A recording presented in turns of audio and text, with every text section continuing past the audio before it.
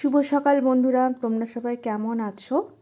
আজকে আমার দিন শুরু হলো বিছানা গোছানো থেকে। দেখো, বিছানা চাদরগুলো আজকে চেঞ্জ করব। বেশ অনেক দিন হয়ে গেছে বিছানার চাদর চেঞ্জ করা হচ্ছে না। চেষ্টা করি সপ্তাহে একদিন করে বিছানার চাদরগুলো চেঞ্জ করে নেওয়া। আর যেহেতু আমি একটু লাইট কালারের বিছানার চাদর পাততে পছন্দ করি, তার জন্য একটু নোংরাও বেশি হয়। ওর জন্য আমি চেষ্টা করি যে একটু ঘন ঘন যাতে চাদরটা পাল্টে নেওয়া যায়। তো যাই হোক, সকাল শুরু হয়েছে অনেক আগেই, কারণ আমার হাজব্যান্ড যেহেতু স্কুল টিচার, তো এখন মর্নিং সেশন চলছে, ওর জন্য বেরিয়ে গেছে অনেক সকালবেলা। চা ঠাক করে দিলাম, চা খেয়ে আমিও নিজেও একটু চা খেয়ে নিলাম, তারপর লেগে পড়লাম কাজে। দেখো, বিছানা চাদর চেঞ্জ করছি, অন্য একটা চাদর পাতবো। আর চাদরের সাথে সাথে যতটা পারছি চারদিকটা একটু হালকা ফুলকা ঝেড়ে ঝুড়েও নিচ্ছি, কারণ একবারে ঝাড়া হয়ে গেলে সুবিধা হয়। প্রত্যেক দিনই টুকটাক হালকা ঝেড়েই নেওয়া হয়। তো তোমরা সবাই সকালবেলা কেমন কি করছো, কি কাজ করছো সবাই জানিও। আর অবশ্যই যারা আমার চ্যানেলটিকে এখনও সাবস্ক্রাইব করোনি তারা সাবস্ক্রাইব করে দিও।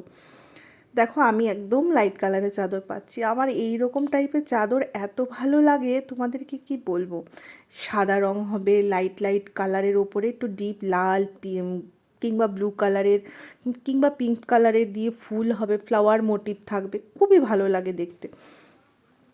তো যাই হোক, এই এই পয়লা বৈশাখে এই চাদরটা কিনেছিলাম।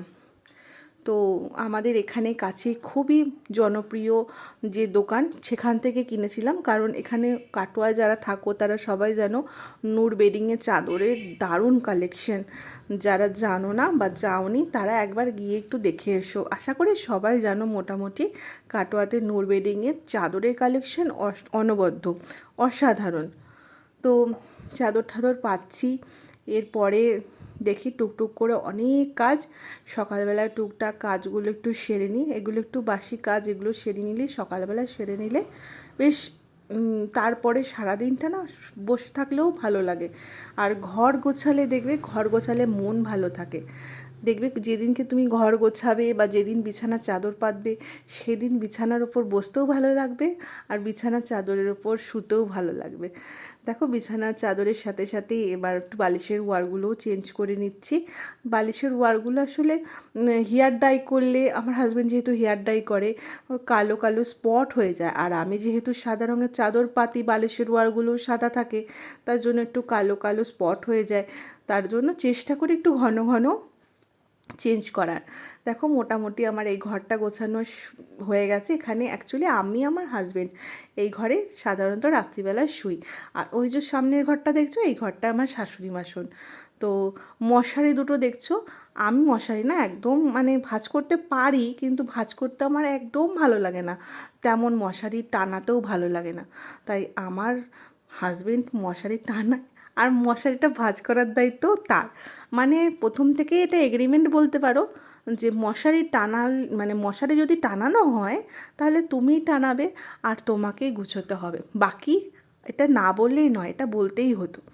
বাকি দেখো, কিছু জামা কাপড় ছিল সেগুলো গুছিয়ে নিলাম। এবার জামা কাপড় যেহেতু আমাদের ওপরেই থাকে, যেগুলো আমরা ওপরেই চেঞ্জ করি, তাই ওপরে নিয়ে চলে এলাম জামা কাপড় গুছিয়ে। এই ওপরের ঘরগুলোতে মাঝে মাঝে একটু না ঝাড় দিলেই নয়। আমি প্রায় প্রত্যেক দিনই আমি বিছানার চাদরগুলোকে ঝেড়ে নিই। ওপরে যদিও শোয়া হয় না, কিন্তু বিছানার চাদরগুলো রোজই একবার করে ঝাড়ি। আর মোটামুটি সপ্তাহে 3 থেকে 4 দিন ফার্নিচারগুলো হালকা করে মুছে নিই।